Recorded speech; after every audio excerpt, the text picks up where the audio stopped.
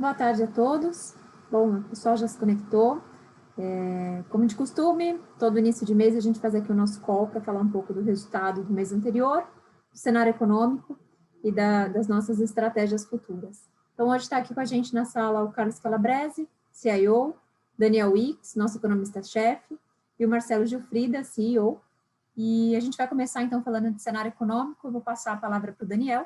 Lembrando que as perguntas, elas podem ser feitas pelo chat, aqui pela própria ferramenta do Zoom, tá? E a gente fica, então, à disposição, a gente vai responder no final todas as perguntas.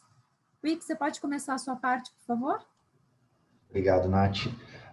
Boa tarde a todos. Vamos começar aqui com a parte econômica e a parte internacional, né, que é como a gente começa. Basicamente, eu acho que assim, o grande evento aí desse ano vai ser o processo de vacinação, né, que a gente já vê tomando corpo aí ao redor do mundo. Obviamente, aqui a gente traz esse gráfico que é bem interessante, mostrando aí a discrepância que a gente está vendo nesse começo de processo de vacinação. Basicamente, a gente tem alguns países que estão indo mais rápido, né? E aí neles se destacam, obviamente, Israel, que é um país pequeno, mas entre as principais economias, Estados Unidos e Reino Unido, né? Que saíram na frente e vem liderando aí esse processo de imunização da sua população. Um pouco mais atrás, a gente vê os países da Europa, né? Isso daí vai ser importante porque vai delinear aí um novo cenário internacional para a gente aqui nesse primeiro semestre. Obviamente que, assim, é um processo de vacinação que não tem precedentes, né? Ou seja, uma coisa em escala globais, você tem um pouco de problemas de logística, faltou insumo, etc.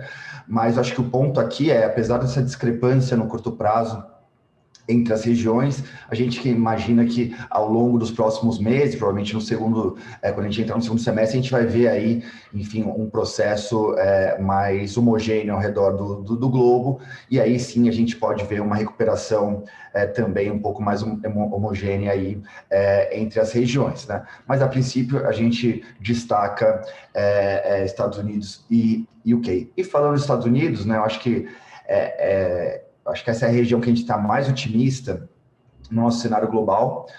Basicamente, a gente vai ver os Estados Unidos reabrindo a sua economia de maneira mais rápida, né, dado o seu processo de vacinação. A gente está vendo uma nova rodada de estímulo fiscal.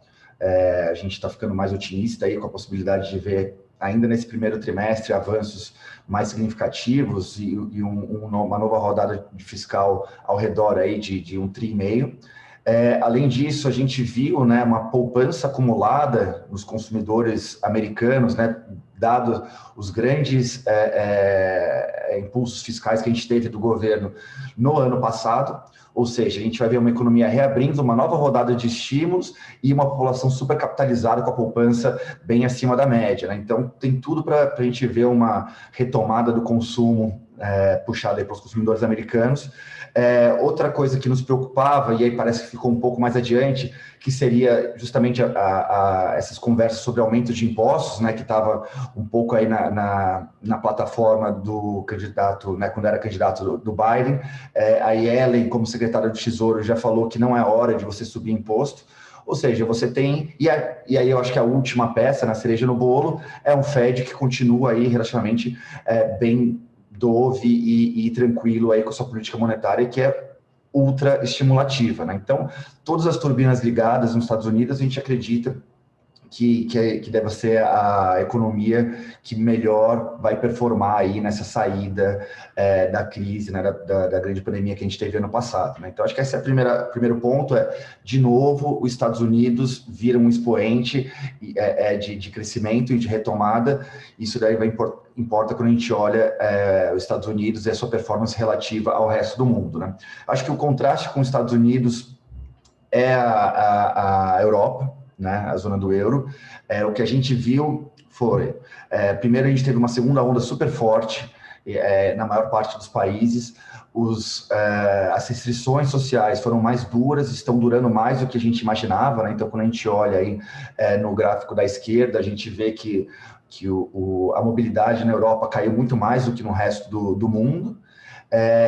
Isso fez com que você tivesse aí revisões, né, das projeções para baixo, né, que é o nosso gráfico da direita, ou seja, um pessimismo maior com a retomada do PIB justamente por essas restrições, e ao mesmo tempo, fazendo a conexão com aquele primeiro gráfico que eu mostrei, a gente tem um processo de vacinação um pouco mais complicado, né? Então, a discrepância entre o crescimento, que em algum momento a gente achou que poderia, acho que performar, ou pelo menos ter um crescimento mais equilibrado com os Estados Unidos, isso ficou para trás e está bem claro, né, desde o final do ano passado e mais especificamente agora nesse começo de ano, quando a gente vê que o processo de vacinação também está bem lagging na Europa, ou seja, essa convergência vai demorar para acontecer, né? Então, acho que essa primeira, acho que a primeira mensagem é um crescimento global que a gente imaginava que poderia ter, mais equilibrado, isso não vai acontecer no curto prazo, né? Então, a gente vê Estados Unidos aí como expoente, e isso faz com que aquele cenário que a gente vinha defendendo de um dólar mais fraco, isso daí, né, cai por água abaixo por enquanto, talvez fique mais para frente, mas agora a gente tem esse processo de novo, os Estados Unidos puxando aí o crescimento, e isso com impactos aí nos preços de ativos. Acho que a terceira, enfim, peça aí do nosso cenário internacional é a China, né? A gente veio bem otimista com China ao longo do segundo semestre do ano passado. A China lidou super bem com a pandemia, né? Foi o único país relevante aí com o crescimento de PIB ano passado. A gente teve alguns sustos agora no começo do ano, né? Primeiro que começaram a pipocar de novo casos diários, né? Aumento de casos diários lá de Covid em algumas regiões. A gente não se preocupa tanto porque eles têm sido bem efetivos, né? Começa a ter um surto de Covid, eles fecham a região, testam todo mundo, então eles continuam tendo um controle grande, conseguindo conter esses focos de Covid. A gente viu até que na margem já deu uma melhorada.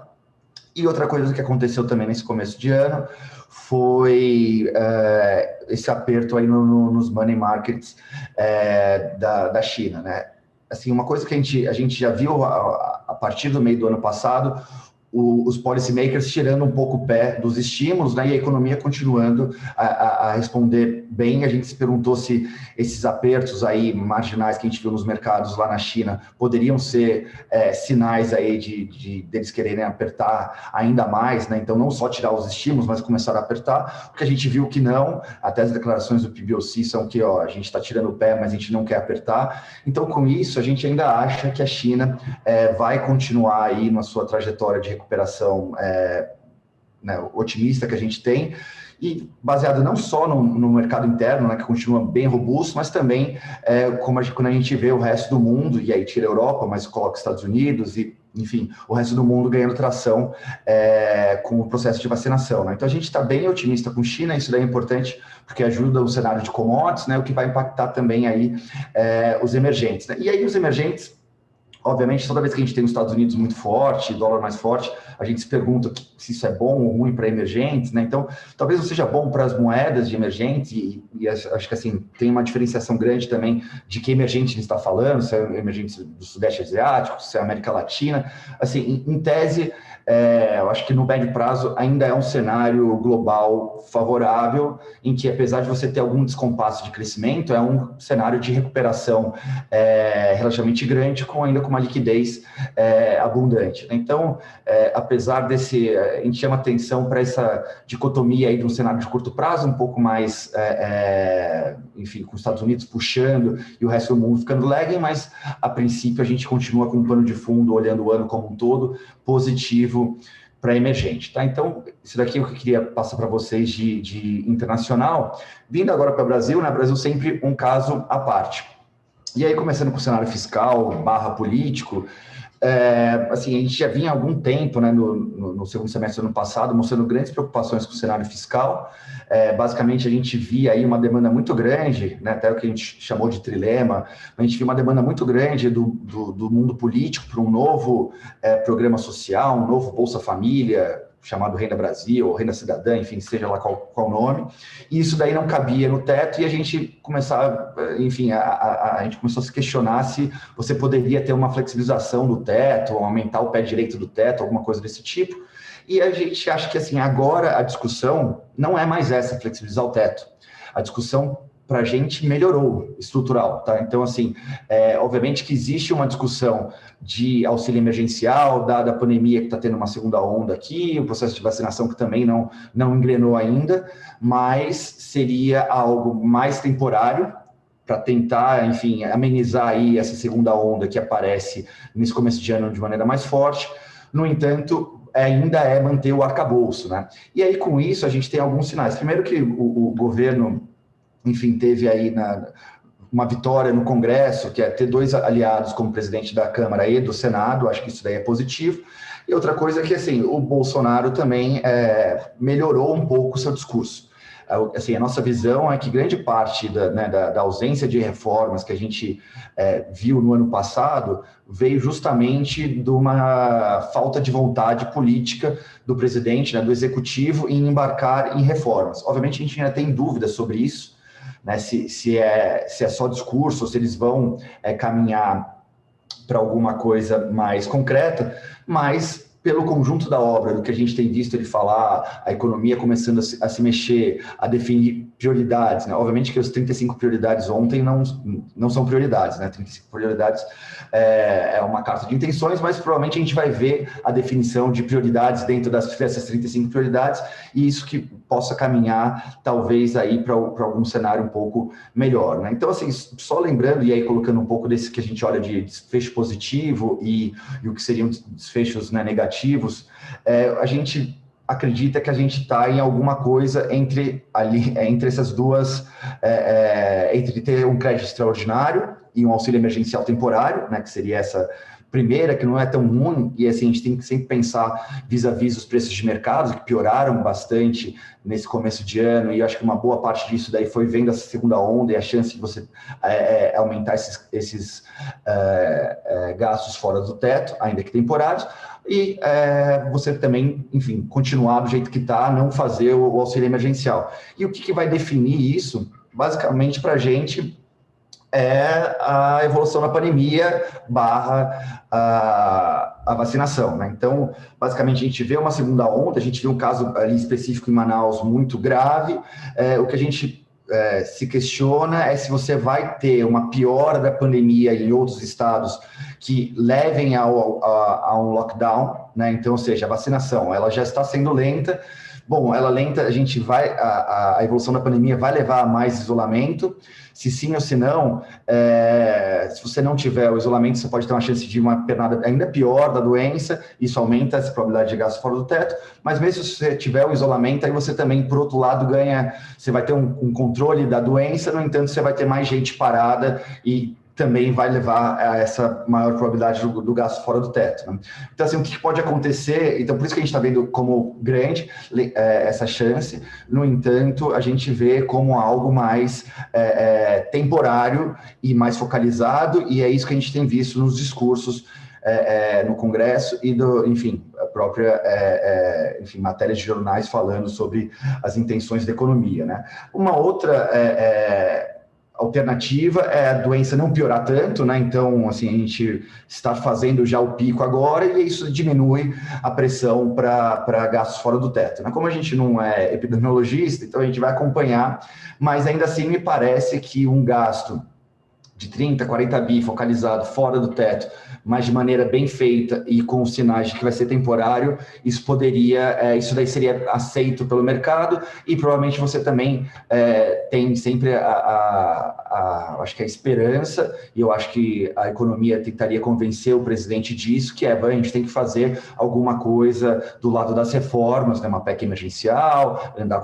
com a administrativa, para tentar aí contrabalancear, ou seja, mais gastos no curto prazo, mas com um ajuste fiscal de médio e longo prazo que seja crível para o mercado, né? Então, é mais ou menos nessa parte que a gente está. Obviamente que se você for ter mesmo um gasto fora do teto, isso daí gera algum estresse, uma preocupação, será que vai ser só isso? Será que vai continuar para o resto do ano, etc.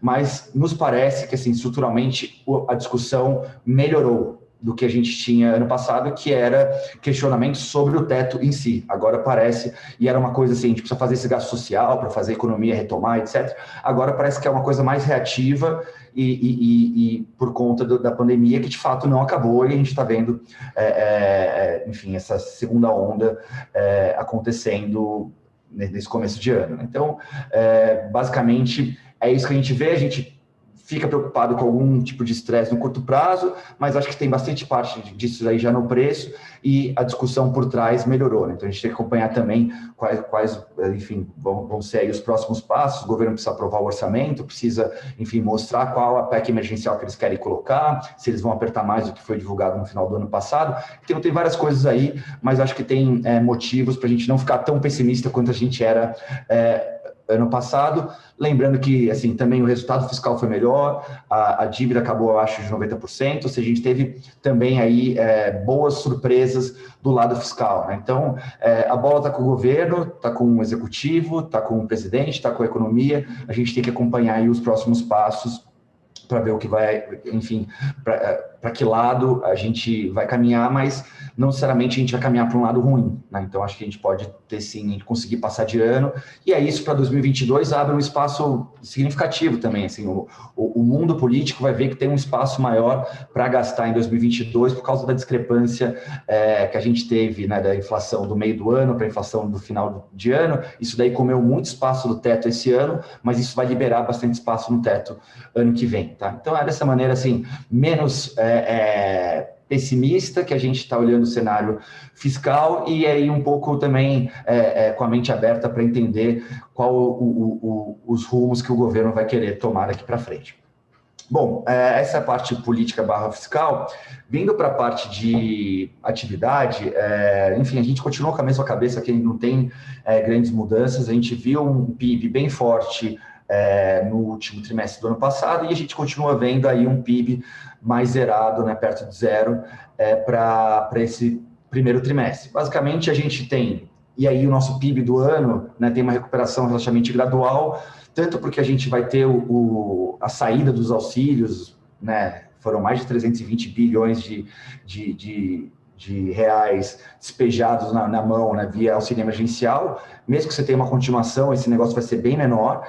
E, então, assim, o que fez essa trajetória tão forte de recuperação no segundo semestre, isso a gente não vai ter. A gente vai ter, na verdade, o desmame disso, né? A gente vai voltar, a gente vai ter um impulso negativo fiscal. Ao mesmo tempo, também a gente tem as questões da vacinação, que estão indo mais lenta. E aí, aqui, uma parte da vacinação é interessante, que a gente até colocou na nossa última carta, e eu comentei aqui, na verdade, só na última carta, que a gente tem acho que uma perspectiva de que quando a oferta de vacinas estiverem, né, disponíveis no Brasil, a gente vai conseguir vacinar mais rápido, né? Então, assim, a gente está demorando um pouco porque a gente ainda tem pouco vacina, mas a gente tem muito acordo, e esse negócio daí deve começar a entrar ao longo desse primeiro semestre, e aí a gente consegue retomar aí no segundo semestre de maneira mais significativa, né, ter uma reabertura da economia. Então, assim, a gente tem, primeiro, a saída do fiscal nesse primeiro semestre, a gente tem esse começo mais gradual da vacinação e, enfim, um aumento aí das restrições, como a gente viu aqui em São Paulo, viu em Belo Horizonte. Por mais que esteja saindo ainda, você não voltou ao pré-segunda onda, né? Ou seja, a gente está um pouco mais restrito agora. Então, tudo isso aí pega na nossa projeção, e por isso que a gente fica confortável de ter essa atividade um pouco mais fraca do que o mercado. A gente tem 2,7 de PIB para esse ano. Do lado da inflação, aí aqui, enfim, essa foi, acho que, a grande mudança também do nosso cenário aqui de conjuntura, né, econômica doméstica. Basicamente, a gente via ali no meio de dezembro uma queda dos preços de commodities, né? Grande parte da pressão que a gente viu de inflação ano passado, que a gente entregou até levemente acima da meta, veio de um choque colossal de alimentos, né? E aí a gente começou a ver uma queda aí dos preços de alimentos, que foi essa primeira né, barrigadinha aqui para baixo. No entanto, na virada do ano, os preços de commodities, e aí eu acho que conversa muito com o nosso cenário de China, de mundo, etc., teve esse boom, né? E aí, como a gente não teve a contrapartida do real apreciando, isso daí, enfim, tirou toda a gordura que a gente tinha de uma inflação que estava mais perto de 3, projetada para esse ano, e a gente já tem uma inflação perto da meta, né, em 3,70. E, obviamente, que o viés será maior, né, ou seja, de mais inflação, quanto mais tempo demorar para ou se você tiver uma nova pernada aqui desses preços agrícolas em reais Então, assim, toda a margem que a gente tinha de inflação, a gente perdeu nessa pernada de alimentação, e isso faz com que a gente que via o BC somente normalizando no final, né, no segundo semestre desse ano, a gente antecipe já para março o começo da normalização aí, uma normalização que o Banco Central chama, né, parcial, já na próxima reunião do Copom. O que seria uma normalização parcial? Voltar para o pré-pandemia, né, quando a Selic estava lá em 4,25. Então a gente acredita que alguma coisa entre 4 e 4,5 seja o mais razoável, que o BC deva fazer nessa primeira rodada, né? Então, é uma estratégia diferente do que ele tinha, né? Antes o BC iria começar a subir apenas no segundo semestre desse ano e iria direto já para o neutro, né? Caminhando para 6, 6,5, 7, alguma coisa ao redor disso. Agora a gente vê ele fazendo em 2 etapas, ou pelo menos parece que essa é a estratégia que eles estão na cabeça, né? Obviamente a gente tem que ver o que acontece até as próximas reuniões, mas eles devem levar em 4,50 até 4% de Selic, fica um pouco, e aí no primeiro semestre de 2022 voltam a normalizar o resto, né, ou seja, a segunda parcela da normalização. Então, basicamente, a gente mudou bastante nosso cenário aqui de Selic por conta do cenário de inflação, que você perdeu os graus de liberdade que você tinha para a meta, né, nas nossas projeções anteriores. E aí, para terminar, nosso setor externo, né? Então, acho que assim, e aí aqui tudo, a gente está pensando nos meses à frente, né? Não no curtíssimo prazo, mas a gente vai ver que uma das coisas que ajudaram a manter a taxa de câmbio depreciada e volátil foi justamente você ter um juro, né, uma Selic tão baixa. A gente vê essa normalização acontecendo, pelo menos a primeira parte dela, então isso daí deve acontecer aí nos próximos 6 meses, ao mesmo tempo também que acha que o risco fiscal, apesar de no curto prazo poder ter algum estresse, também deve acalmar com o cenário que eu já discuti antes, né? Então, juntando essas coisas, né, e pensando um pouco mais no médio prazo, isso daí pode ajudar a estabilizar a taxa de câmbio, lembrando que esse preço de commodities também vai ajudar bastante a nossa balança comercial, a gente tem, enfim, o déficit de conta corrente praticamente zerado. O ponto é que a gente via grandes saídas aí por conta de uma taxa de juros muito baixa, isso daí uma parte desse ímpeto deve cair com esse começo de normalização, né? Então, acho que aqui também talvez uma luz no fim do túnel, né? Mas mais para frente, uma vez que os mercados, e a gente pode ver hoje, né, pelos mercados, continuam super voláteis e o real continua sendo, né, uma moeda aí com uma performance ruim e super volátil. Bom, mas da parte de economia eu paro por aqui e passo para o Calabrese continuar com nossas posições e resultados, tá? Obrigado a todos.